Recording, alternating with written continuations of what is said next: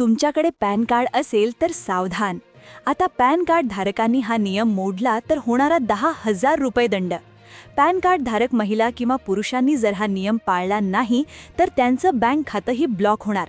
Bank खात्यातून पैसे काढता येणार नाही. सगळ्या योजनांचा लाभ बंद होणार. पॅन कार्डवर 5 नवे नियम लागू झाले आहेत. यातला पहिला नियम जर तुम्ही मोडला तर तुम्हाला 10,000 रुपये दंड होईल. यातला जर तुम्ही दुसरा नियम मोडला तर 20,000 रुपये दंड होईल. आणि जर चुकून कधी तुम्ही यातला 5वा नियम पाळला नाही तर तुम्हाला 1,00,000 रुपयांचा दंड तर होईलच, पण तुम्हाला जेलमध्ये देखील जावं लागू शकतं. होय, तुम्ही बरोबर ऐकताय. तुम्ही घरकाम करणाऱ्या महिला असा, नोकरीवाले असा किंवा मोठे व्यावसायिक, भारतात राहणाऱ्या प्रत्येकासाठी हे नियम म्हणजे करा किंवा मरा अशी परिस्थिती आहे. आयकर विभागानं पॅन कार्डवाल्यांसाठी आता फास आवळला आहे. गेल्या काही वर्षात पॅन कार्डच्या नावाखाली जो काही सावळा गोंधळ आणि फसवणूक सुरू आहे त्यावर सरकार आता लाल बुंद झाले. तुमच्याकडे पॅन कार्ड आहे ना? मग 1 मिनिट थांबा आणि कान देऊ नये का. ही बातमी तुमच्या डोळ्यात झणझणीत अंजन घालणारी आहे. पॅन कार्डचे हे नवीन नियम तुमच्यासाठी धोक्याची सूचना आहेत. हे बदल वेळीच समजून घेतले नाहीत तर मोठ्या कायदेशीर कचाट्यात अडकाल. केवळ पैसेच नाही तर इज्जतही जाईल आणि तुरुंगाची हवा खावी लागेल. वेळ फार कमी आहे. तुम्ही लाडकी बहीण योजनेचे लाभार्थी असाल, पेन्शनर असाल किंवा नोकरदार, तुमचे सर्व सरकारी लाभ आणि पैसे बंद होऊ शकतात. आता अगदी डोळ्यात तेल घालून पुढचे नियम ऐका, कारण सरकारनं आता दंडाचा मोठा सापा रचला आहे. आता तुम्हाला वाटत असेल की बाई ग, आम्ही तर साधी माणसं, आम्हाला या मोठ्या सरकारी नियमांची काय भीती. तर माझ्या भगिनींनो आणि भावांनो, खरी मेख इथेच आहे. तुम्ही साधे आहात म्हणूनच तुम्हाला फसवणं आजकाल सोपं झालंय. आयकर विभागानं, इन्कम टॅक्स डिपार्टमेंटनं आता असा काही कडक कायदा आणला आहे की तुमची एक छोटीशी चूक तुमच्या आयुष्यभराची कमाई मातीत घालवू शकते. आज पॅन कार्ड हे केवळ ओळखपत्र राहिलं नाही, तर ते एक अतिशय महत्त्वाचं कागदपत्र झाले आहे. आता याचे जर नियम तुम्ही पाळले नाही तर नुसतं तुमचं पॅन कार्ड बंद होणार नाही, तर तुमच्या बँक खात्यातले पैसे तुम्हाला काढता येणार नाही. तुम्ही सरकारी योजनेचा लाभ घेत असाल तर त्या योजना बंद होऊन जातील. तुम्हाला पेन्शन येत असेल तर ती पेन्शन बंद होईल. तुम्ही FD केली असेल तर तिचं व्याज देखील जमा होणार नाही. त्यामुळेच अतिशय महत्त्वाचे नियम तुम्ही हे जाणून घ्यायचे आहेत. जर तुम्ही हा व्हिडिओ अर्धवट सोडला तर उद्या बँकेत गेल्यावर मॅनेजर जेव्हा तुमचं खातं फ्रीज झालंय असं सांगेल तेव्हा तुमची मोठी धावपळ होईल. मग तुम्ही वकिलांकडे धावाल, दंड भरण्यासाठी लोकांकडे हात पसरवाल, पण तेव्हा वेळ निघून गेलेली असेल.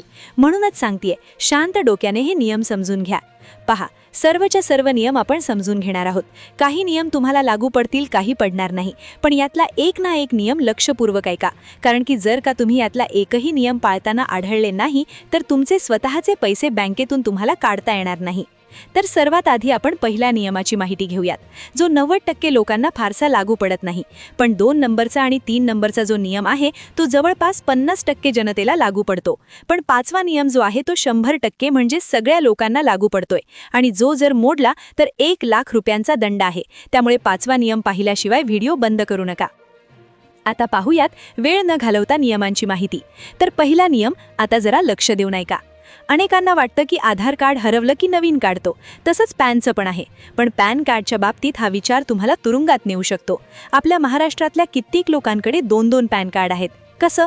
तर कुणाचं जुनं कार्ड हरवलं म्हणून त्यानं नवीन काढलं, कुणाचं लग्नानंतर नाव बदललं म्हणून नवीन काढलं, तर कुणी एजंटच्या नादाला लागून 2-2 कार्ड बनवून घेतली. आयकर कायदा 1961च्या कलम 272B नुसार एका व्यक्तीकडे एकापेक्षा जास्त ॲक्टिव्ह पॅन कार्ड असणं हा कायदेशीर गुन्हा आहे. सरकारने स्पष्ट सांगितले, एक व्यक्ती एक पॅन. जर तुमच्याकडे 2 कार्ड असतील तर सरकारला वाटतं की तुम्ही टॅक्स चोरी करण्यासाठी किंवा काळा पैसा लपवण्यासाठी हे उद्योग करत आहात. तपासणीत जर तुमच्या नावावर 2 पॅन नंबर आढळले तर कोणताही विचार न करता तुमच्यावर 10,000 रुपयांचा दंड ठोकला जाईल. आणि जर हे सिद्ध झालं की तुम्ही जाणीवपूर्वक फसवणूक केली आहे तर चक्क 6 महिन्यांची जेल होऊ शकते. विचार करा, साध्या प्लास्टिकच्या कार्डासाठी जेलमध्ये जाणं आपल्याला परवडेल का? उपाय काय? अजूनही वेळ गेलेली नाही. जर तुमच्याकडे चुकून 2 पॅन कार्ड असतील तर तातडीने त्यातलं एक कार्ड सरेंडर करा. ऑनलाईन इन्कम टॅक्सच्या पोर्टलवर जाऊन किंवा जवळच्या महाई सेवा केंद्रात जाऊन तुम्ही तुमचं जास्तीचं कार्ड रद्द करू शकता. ही साधी प्रोसेस तुम्हाला मोठ्या संकटातून वाचवू शकते. आता हा झाला पहिला नियम. आता याच्यामध्ये जर तुमच्या कार्डमध्ये हा प्रॉब्लेम असेल तर तुम्ही यात दुरुस्ती करू शकता. पण आता दुसरा नियम जो आहे त्याच्यामध्ये 50% लोकांचा प्रॉब्लेम होणार आहे आणि 50% लोकांना दंड होणार आहे. तिसऱ्या नियमात 80% लोक अडकणार, तर 5वा नियम असा आहे की ज्याच्यामध्ये सगळे लोक अडकणार आहेत. सरसकट सगळ्यांना दंड होऊ शकतो इतका भयानक तो 5वा नियम आहे. पण सगळ्यात आधी आपण क्रमवार माहिती घेतोय. दुसरा पाहूयात आपण दुसरा नियम की ज्याच्यामुळे जवळपास 50% लोकांचा प्रॉब्लेम होणार आहे. तो नियम म्हणजे पॅन कार्डवर दिलेली चुकीची माहिती. अनेकदा आपण घाईघाईत पॅन कार्ड काढतो. नाव चुकीचं असतं, वडिलांच्या नावात एखादं अक्षर चुकतं किंवा जन्मतारखेत घोळ असतो. जर तुम्ही कोणत्याही सरकारी अर्जात किंवा बँकेत पॅन कार्ड देताना मुद्दाम किंवा चुकीने चुकीचा पॅन नंबर दिला तर सरकार तुमच्यावर 20,000 रुपयांचा दंड लावू शकतं. आजकाल सर्व काही डिजिटल झाले. तुमचा पॅन नंबर टाकताच तुमची सगळी माहिती सरकारच्या स्क्रीनवर येते. जर तिथे काही तफावत आढळली तर नोटीस घरी यायला वेळ लागत नाही. विशेषतः माझ्या भगिनींना विनंती आहे की लग्नानंतर पॅन कार्डवरचं नाव आधारप्रमाणे अपडेट करून घ्या, नाहीतर बँकेत पैसे अडकून पडतील. लाडकी बहीणसारख्या योजनांचे पैसे मिळताना सुद्धा पॅन आणि आधारमधील नावाचा घोळ नडतो हे आपण पाहिलंच आहे. आता तिसरा सगळ्यात भयानक नियम नीट ऐका. आजकाल सायबर क्राईम इतका वाढलाय की तुमच्या पॅन कार्डचा फोटो वापरून कुणीतरी तुमच्या नावावर करोडोंचे व्यवहार करतं. आपल्या गावाकडच्या लोकांना वाटतं माझ्या खात्यात तर 500 रुपये आहेत, माझ्या पॅनने काय होणार. पण मित्रांनो, तुमच्या पॅनवर कुणीतरी भामटा बनावट कंपनी उघडतो, लाखो रुपयांचं कर्ज घेतो आणि गायब होतो. मुंबईतल्या एका साध्या नोकरदार माणसाच्या बाबतीत असंच झालं. त्याच्या पॅन कार्डचा गैरवापर करून कुणीतरी 50 लाखांची जमीन विकत घेतली. जेव्हा इन्कम टॅक्सची नोटीस आली तेव्हा त्या माणसाचे पाय लटलट कापू लागले. त्याला कोर्टाचे हेलपाटे घालावे लागले. वकिलांवर लाखो रुपये खर्च झाले. म्हणूनच तुमचं पॅन कार्ड, त्याचा नंबर किंवा त्याची झेरॉक्स कॉपी कुणालाही देताना 100 वेळा विचार करा. काय काळजी घ्याल? कुठेही पॅन कार्डची झेरॉक्स देताना त्यावर पेनने मोठं लिहायचं, फक्त बँक खातं उघडण्यासाठी वापर किंवा फक्त सरकारी योजनेसाठी वापर. सोबत त्या दिवशीची तारीख टाका आणि तुमची सही अशी करा की ती मुख्य फोटोला स्पर्श करेल, जेणेकरून ती झेरॉक्स पुन्हा कुणी वापरू शकणार नाही. तुमची ही एक साधी सवय तुम्हाला 1 लाखाचा दंड आणि पोलिसांच्या लाठ्यांपासून वाचवेल. आता चौथा नियम, ज्याने तुम्हाला खर्चायला देखील पैसे काढता येणार नाही तुमच्या बँक खात्यातून. आता त्या नियमाच्या अंतर्गत तुम्हाला एक काम करायला सांगितलं आहे आणि ते 80% लोकांनी केलेलं नाहीये. सरकारने पॅन आणि आधार लिंक करायला सांगितलं होतं, आठवतंय ना? ज्यांनी केलं नाही त्यांचं पॅन कार्ड आता इनऑपरेटिव्ह म्हणजे निकामी झालं आहे. हे सर्वात मोठं नुकसान आहे. जर तुमचं पॅन निकामी झालं तर काय होईल? 1. तुम्ही 50,000च्या वरचे व्यवहार करू शकणार नाहीत. 2. तुमचा टॅक्स म्हणजे TDS डबल कापला जाईल. 3. तुमची पेन्शन किंवा पगार थांबेल. 4. बँक तुमचं खातं बंद करू शकते. आता हे लिंक करण्यासाठी 1000 रुपये दंड भरावा लागतोय. उद्या करू, परवा करू म्हणता म्हणता वेळ निघून जाईल आणि हा दंड वाढून 5,000 किंवा 10,000 होऊ शकतो. सरकारने मुदत वाढवून दिली होती, पण आता ते खूप कठोर झाले आहेत. जर तुमचं पॅन आधारशी लिंक नसेल तर आजच ते काम करून घ्या.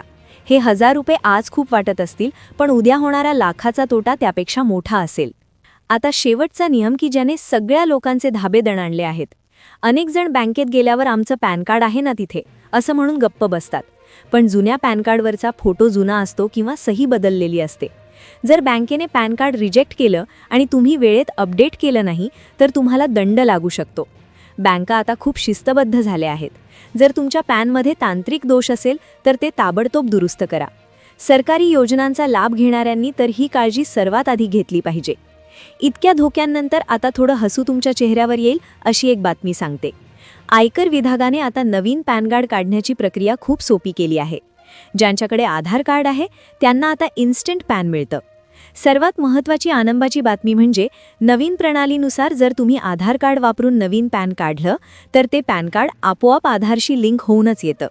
तुम्हाला पुन्हा सायबर कॅफेमध्ये जाऊन लिंक करण्याचे कष्ट घ्यावे लागत नाहीत आणि 1000 रुपयांचा दंडही भरावा लागत नाही. ही सुविधा खास आपल्यासारख्या लोकांसाठी सुरू केली आहे. फक्त अट हीच आहे की तुमच्या आधार कार्डला मोबाईल नंबर लिंक असावा. जर हे असेल तर तुम्हाला केवळ 10 मिनिटांत तुमचं नवीन पॅन कार्ड मिळू शकतं. ही डोकेदुखी कायमची संपवण्याचा हाच सर्वात सोपा मार्ग आहे. तर मैत्रिणींनो आणि मित्रांनो, हे होती ती 10 महत्त्वाची कामं. आता तुम्हाला वाटेल की सरकार दरवेळी असंच काहीतरी सांगत असतं, पण लक्षात घ्या यावेळी परिस्थिती खरोखर वेगळी आहे. कारण 1 मार्चपासून डिजिटल व्यवहार आणि RTOचे नियम खूप कडक लागू होणार आहेत. मला सांगा, आपल्या कष्टाचे 2-5 हजार रुपये विनाकारण दंडापोटी सरकारला द्यायला कोणाला आवडेल का? नक्कीच नाही. म्हणूनच हा व्हिडिओ फक्त माहिती म्हणून पाहू नका, तर यावर आजच ॲक्शन घ्या. विशेषतः आपल्या लाडक्या बहिणींना योजनेच्या EKYC बद्दल तुमच्या आजूबाजूच्या महिलांना, मैत्रिणींना नक्की कल्पना द्या. कारण एकदा का हप्ता येणं बंद झालं तर पुन्हा सरकारी कचेऱ्यांच्या चक्रा माराव्या लागतील, जे खूप त्रासदायक असतं. आता मला तुमच्याकडून एक छोटीशी मदत हवी आहे. खाली कमेंट बॉक्समध्ये मला नक्की सांगा की यातलं तुमचं कोणतं काम अजून बाकी आहे. तुमचं पॅन आधार लिंक झालं आहे का? किंवा तुमच्या घरच्या गाडीला ती एक HSRP नंबर प्लेट बसवली आहे का? तुम्ही कमेंट केली तरच मला समजेल की माझ्या किती बहिणींना आणि भावांना नक्की कोणत्या विषयाला मदत हवी आहे. आणि हो, जर तुम्हाला या 10 कामांपैकी कोणत्याही एका कामावर सविस्तर माहिती हवी असेल, जसं की मोबाईलवरून स्वतःची KYC कसं पूर्ण करायचं, तर कमेंटमध्ये त्या कामाचं नाव लिहा. ज्या विषयावर कमेंट येतील त्यावर मी लगेच व्हिडिओ घेऊन येईल. तुमच्या कमेंट्समुळे मला नवीन माहिती तुमच्यापर्यंत पोहोचवायला खूप प्रोत्साहन मिळेल. जाता जाता एक महत्त्वाची टिप, आपण नेहमी शेवटच्या तारखेची म्हणजेच 28 फेब्रुवारीची वाट पाहतो, पण त्या दिवशी ऐनवेळी सरकारी सर्व्हर डाऊन होतो किंवा वेबसाईट चालत नाही आणि मग आपण विनाकारण दंडाच्या कचाट्यात सापडतो. त्यामुळे आजच हा व्हिडिओ पहिल्या किमान तुमचं आधार आणि बँक स्टेटस एकदा चेक करून घ्या. दुसरी महत्त्वाची गोष्ट म्हणजे सायबर फ्रॉड. KYC करण्याच्या नावाखाली जर तुम्हाला कोणी अनोळखी लिंक पाठवली किंवा फोन करून OTP मागितला तर तो चुकूनही देऊ नका. कोणतीही अधिकृत कामं बँकेत आणि अधिकृत CSC केंद्रावर जाऊनच करा. तुमची आणि तुमच्या पैशांची सुरक्षा हेच माझ्यासाठी सर्वात महत्त्वाचं आहे. मित्रांनो आणि मैत्रिणींनो, ही माहिती जर तुम्हाला मोलाची वाटली असेल तर या व्हिडिओला एक लाईक नक्की करा आणि आपल्या महाराष्ट्रातल्या प्रत्येक घरांपर्यंत तुमच्या मैत्रिणींच्या आणि फॅमिलीच्या WhatsApp ग्रुपवर हा व्हिडिओ शेअर करा. तुमचं एक शेअर कुणाचे तरी हजारो रुपये वाचवू शकते. अशाच महत्त्वाच्या आणि फायद्याच्या अपडेटसाठी आपल्या चॅनलला आत्ताच सबस्क्राईब करा आणि त्या शेजारील घंटी दाबून ऑल नोटिफिकेशन चालू करा. लवकरच भेटूया पुढच्या नवीन माहितीसह. तोपर्यंत आपण आपली आणि आपल्या कुटुंबाची काळजी घ्या. जय महाराष्ट्र.